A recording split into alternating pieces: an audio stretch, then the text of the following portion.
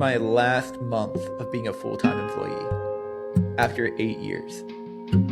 I've talked with a lot of people about this transition from being a full-time employee to being fully self-employed to pursue my life coaching business, the pursuit of calling coaching.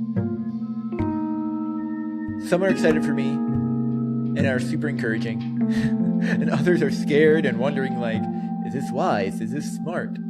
Like, are you making any money? Is the question I got. Do you have another job lined up? I told somebody asked. Other questions I've been asking myself are like, is this a rash decision? Because just because I had a bad week at work. What if I completely fail at being a business owner? No, to answer some of the questions, no, I'm not making any money right now with my business. No, I don't have another job lined up. And yes, I'm scared. But in this episode, I want to talk about why I'm still moving forward. Part of me feels really dumb. Just being 100% transparent. Part of me feels so dumb. I have this little voice in my head that says, you're not making any money. You don't have any other income. What are you doing? Like, why put yourself through this? Your job is secure. It's safe. You have an income that is honestly as closely guaranteed as you can get because I have job security. You could stay there and nothing would change. And then I say, and then my other self says, yeah, that's the problem. I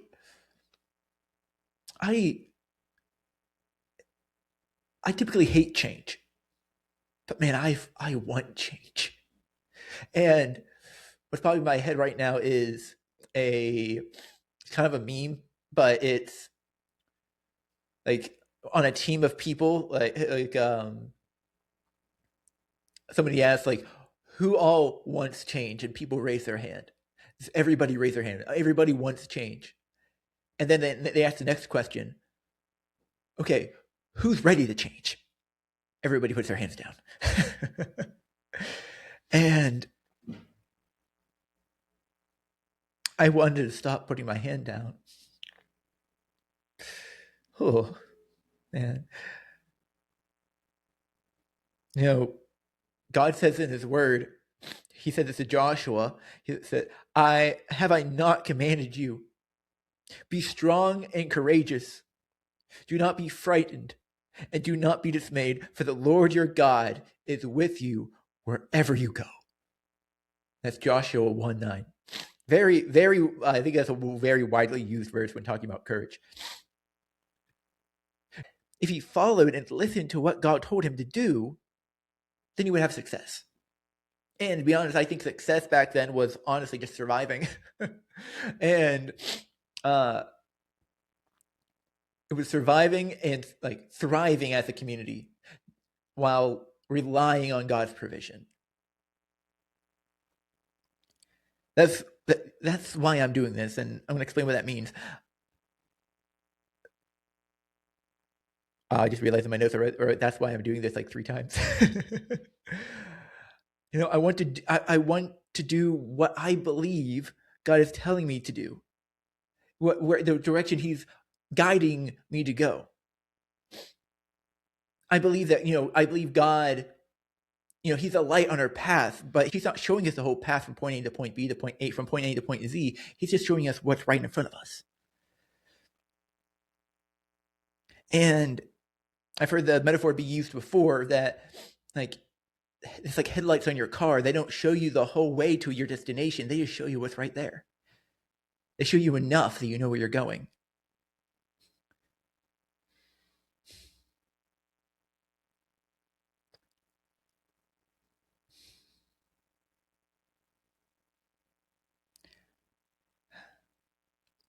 I want to do this, like I said, because I want to do what God's, asking me to do.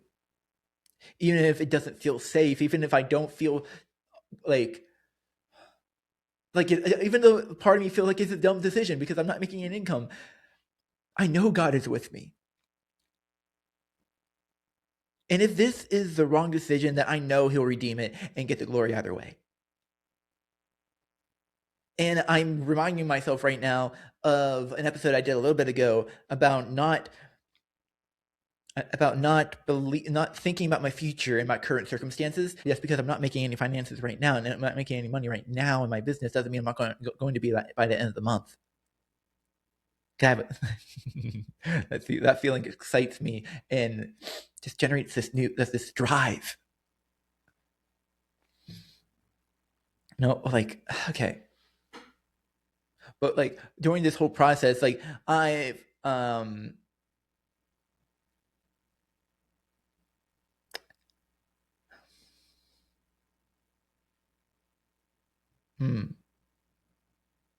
during this whole process, like I've talked with a lot, like I said, I've talked with a lot of people, a lot of mentors, a lot of friends, people in my inner circle who know me, who I trust their opinion of me and the goals I'm setting out to do. And as I've been talking with these people, I've been identifying the fears that I have. All of these are valid fears, and I know that, but these are fears that I have once the transition hits. Once I'm fully self-employed and am essentially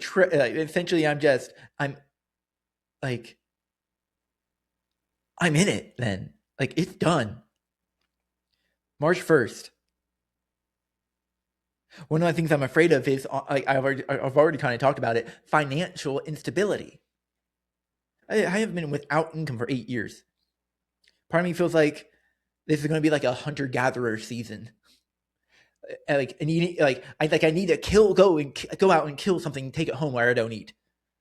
Like I need to go out and like I don't know if that's the right mindset or not, but that's like kind of where my head's at right now. Like I also don't want to treat the people I'm aiming to serve like I don't want to be like, oh man, I need you. So that shifts the way that I talk about my coaching, and like I don't want to push anybody into doing they don't want to do.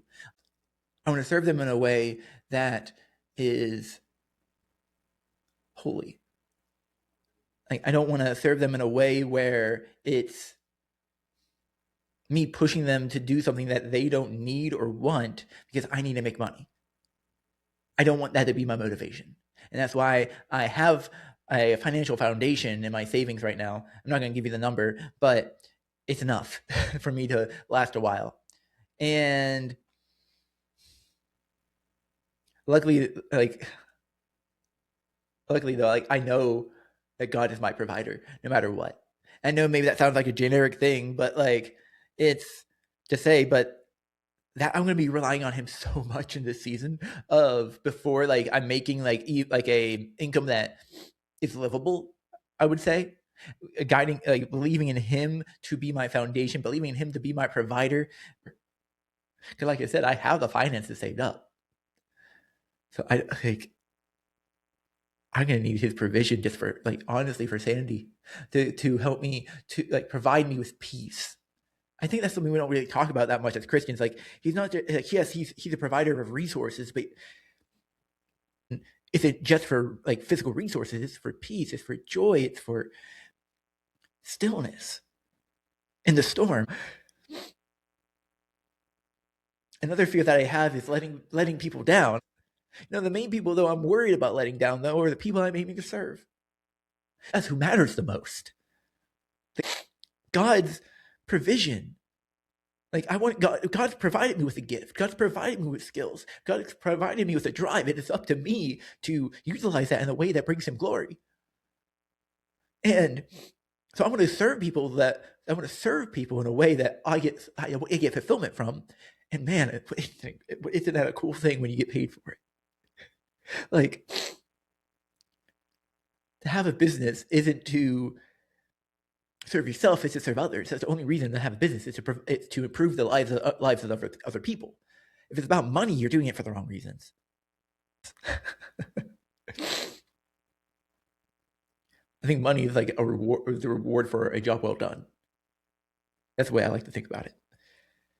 But no, I don't want to let those people down that I'm serving. And I want to serve people with my coaching. I want my services to be worth paying for.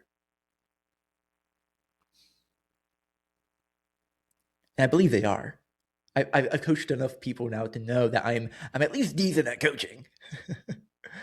Like, I know it like excites me so much to think like I can actually help change people's lives. So I'm gonna come back to it. But I don't know. Like, another thing is, like, I don't know if I care that much about what other people think outside of my inner circle of friends and mentors. Like those are the people whose opinions matter the most to me. My inner circle, my mentors, my friends that know me the best, and are going to tell me and call me out on my crap. Like, I'm going to ask people, like, if I get a big head, if I get arrogant, tell me. Like, even ask Ian. Like, I guess I can ask him right now. Like, if an episode that I send to you to edit is garbage, like, in the sense of, like, it doesn't serve people well, it's speaking out of ego and not out of a servant heart, then tell me, like, this. Tell me not to say, hey, Thomas, you shouldn't post this. Either record another episode or don't have one this week. I want to be able to have that accountability.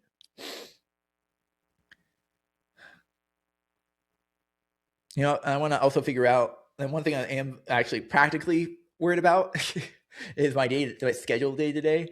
I think it's fantastic though that I've had a 9-to-5 job for the last 8 years and 5 months, because it's taught me work ethic. It's taught me how to keep a schedule. It's taught me, like, how do you prioritize work?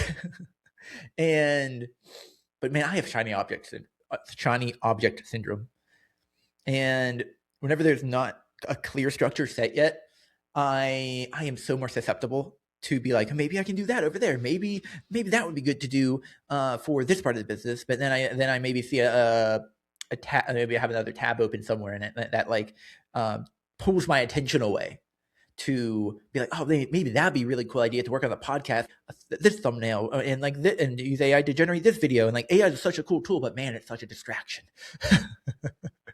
Man, like, I want to use it so much, but I also need to make sure that, like, I rein myself in sometimes. Like, I know I can figure it out, but man, I know it's going to be a struggle at first to figure out what structure works best for me in that situation. So just pray for me in that. So what keeps me still and confident that this is the right choice, though? Like I said, like, that name of this episode, I feel like I'm going to keep it named this. I'll say it is what I'm afraid of and why I'm still moving forward. The reason I'm still moving forward is because I am confident that God is calling me to this. I am confident God is calling me to this. I want to have the courage to dive into this. And one thing I kind of asked in preparation for this, I came across the concept that courage does not equal confidence. Like, I don't know how this is going to turn out, but I want to be obedient to what God is calling me to do. I don't know how it's going to turn out, like, but I have the confidence, I have the courage to lean into it, to go and do it, to go and take action, and the confidence that God has it worked out, no matter what happens. That makes sense? Let me know in the comments if that makes any sense. Now, what is one step, though, this week? What is one step of obedience you already know God is asking you to take, even though you don't really feel that confident? Maybe, like, you're scared like me. You're worried. You don't know the outcome. Maybe you're like me. You're like an analytical person. You want to find out all the little data points before, like, you move forward and take the first step. And God's just like, just take it, even if it's wrong. Take the first step in obedience. Even if you take the wrong step, even if it's the wrong step, God will correct your step. And if it's the right step, He's like, okay, here's the next one. And there's the next one. He's a light on your path. So what is that thing? That is that one thing this week that you can step out into in obedience, even though you're lacking confidence. Guys, thank you for listening to this episode of the Pursuit of Calling podcast. Guys, if you want a free coaching session, I got that gift for you right now. Go ahead and click the link in either the video description on YouTube or in the description on Spotify, Apple Podcasts, wherever you're listening to your podcasts, and click the link for a free 1-hour discovery call. It's a way for you to be able to take all the puzzle pieces that you've been scattered in your mind of how you want to achieve what you're wanting to achieve. That's all these little tiny tidbits you've been thinking about as you've been going through life, like the dreams that you have. You're like, man, that'd be so cool. And like the goal of coaching is to be able to take all these puzzle pieces, like take the mess that pile on the table and actually start putting those pieces together. That's what coaching does. So if you want that, if you're curious, go ahead and sign up for a free intro course now. Don't wait. And again, thank you for listening to this episode of the Pursuit of Calling podcast. Don't forget to give it a 5-star review, a thumbs up on YouTube, and guys, share it with your friends. See you next time. Keep pursuing your calling. Do it well. Do it with excellence. All right. Peace.